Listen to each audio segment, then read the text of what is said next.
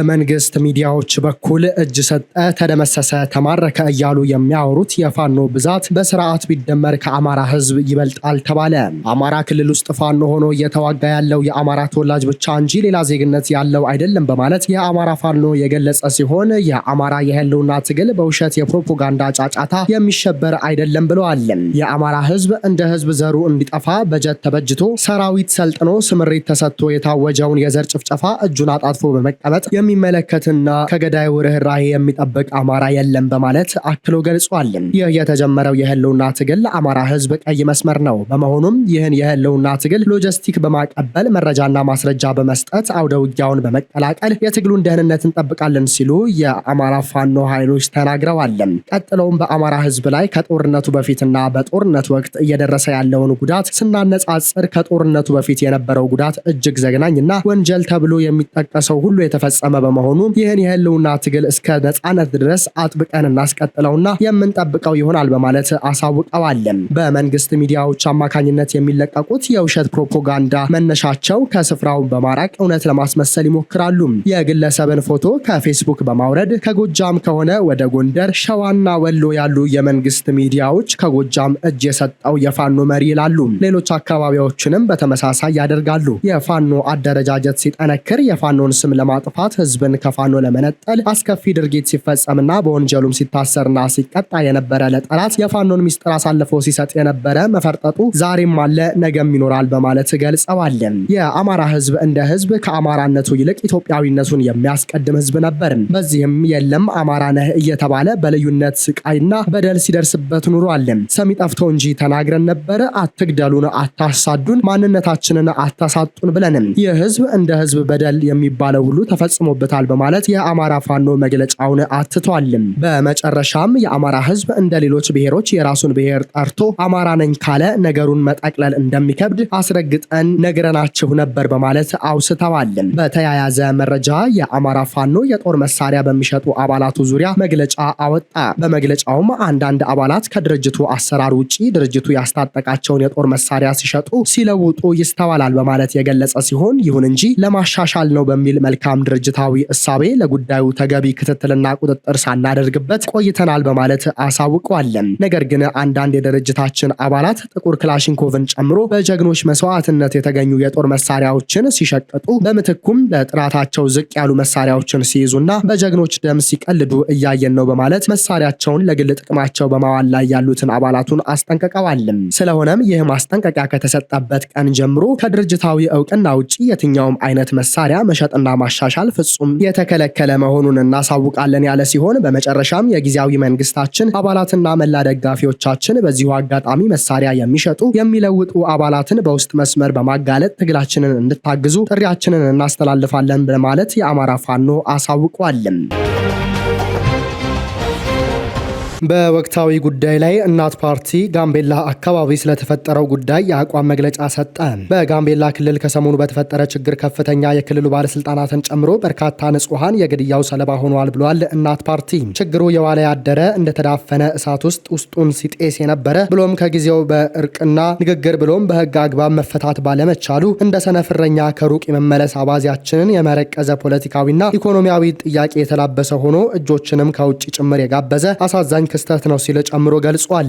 በነበረው ልብ ሰባሪ ክስተት ህጻናት፣ ሴቶችና አዛውንቶች የጭፍጨፋው ከፍተኛ ሰለባ ሆነዋል። ከፍተኛ የንብረት ዘረፋና ውድመትም ደርሷል። በደረሰን መረጃ አስከሬን እስከዛሬዋ ዕለት ተነስቶ አላለቀም፣ ቁጥሩ በውል አይታወቅም ነው ያለው እናት ፓርቲ። ድንበሩ ክፍት ነው። የተወሰኑ የክልሉ ቀበሌዎችም በደቡብ ሱዳን ኃይሎች ቁጥጥር ስር ይገኛሉ። እንዲህ ያሉ የውስጥ ሽኩቻዎች ሲኖሩ ነገሩን ለማፋፋም እንደ እድል ይጠቀሙበታል እንጂ ማህበረሰቡ እኮ ተዋዶና ተዋልዶ ከዚህና ከዚያ ነህ ብለው ልትለየ ሁሉ አትችልም ይላሉ የአካባቢው ነዋሪዎችም። ፓርቲያችን ሂደቱን በቅርበትና በጥንቃቄ ይከታተለዋል። አሁንም የክልሉና የፌዴራል መንግስት ከጊዜያዊና ጭሱን የማጥፋት አይነት የድረስ ስራ ወጥቶ ለሁሉም የቅድሚያ ሰጥተው እልቂቱን እንዲያስቆም፣ በማህበረሰቡ መካከል ዘላቂ እርቅ እንዲፈጠር፣ ፍትሃዊ ተጠቃሚነት፣ ኢኮኖሚያዊና ፖለቲካዊ ጥያቄዎችን ጨክኖ ወደ መመለስ ፊታቸውን እንዲያዞሩ ብሎም ክፍት የሆነውን ድንበር ወደ ማስከበር፣ አባባሽ ምክንያቶችን ወደ መቀነስ ላይ አበክረው እንዲሰሩ እናሳስባለን ብሏል እናት ፓርቲ።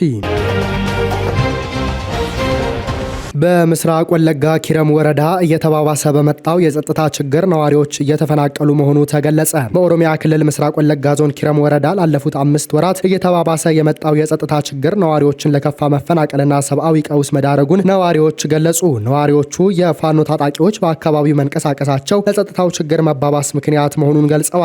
የኪረም ወረዳ ባለስልጣን የሆኑት አቶ አለባቸው ወይሳ ሰሞኑን በታጣቂዎች በደረሰ የጸጥታ ችግር ከ1000 በላይ ሰዎች መፈናቀላቸውን አረጋግጠው ከተፈናቃዮቹ መካከል አብዛኞቹ የኪረም ወረዳ የአሹኩታዬ፣ የጉዲና ጅሬኛና የባቡ መንደሮች ነዋሪዎች መሆናቸውን ተናግረዋል። ከጉዲና ጅሬኛ መንደር የተፈናቀሉ አንድ ነዋሪ ህዳር 23 ቀን 2018 ዓ.ም ሌሊቱን ሙሉ የዘለቀ ተከታታይ ተኩስና ግጭት ነበር ያሉ ሲሆን ለህይወታቸው በመስጋት ሰብላቸውንና ቤታቸውን ጥለን ወደ ኪረሙ ከተማ በዘመድ ቤት ተጠልለን ነው የምንገኘው ብለዋል።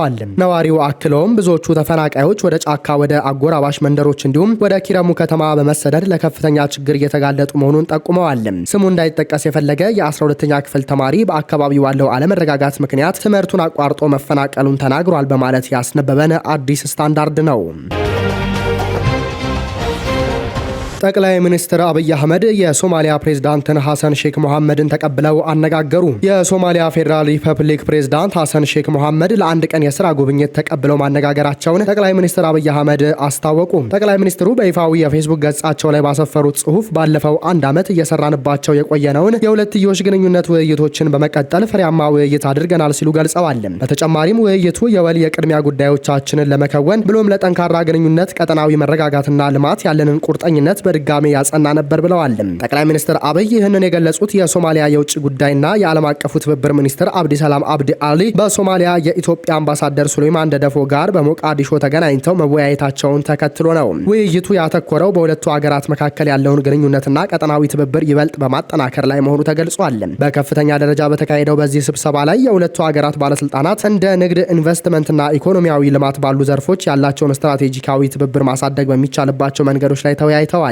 በተጨማሪም በአፍሪካ ቀንድ ሰላምና ደህንነት ለማስጠበቅ የሚደረገውን የጋራ ጥረት ማጠናቀር በሚቻልባቸው ጉዳዮች ላይ ትኩረት ማድረጋቸውን ጠቁመዋል። እንደ ሽብርተኝነት፣ ድንበር ተሻጋሪ ወንጀሎችና ፖለቲካዊ አለመረጋጋት ላሉ ቀጠናዊ ተግዳሮቶች የተቀናጀ ምላሽ መስጠት አስፈላጊ መሆኑንም አጽንኦት ሰጥተውበታል ተብሏል።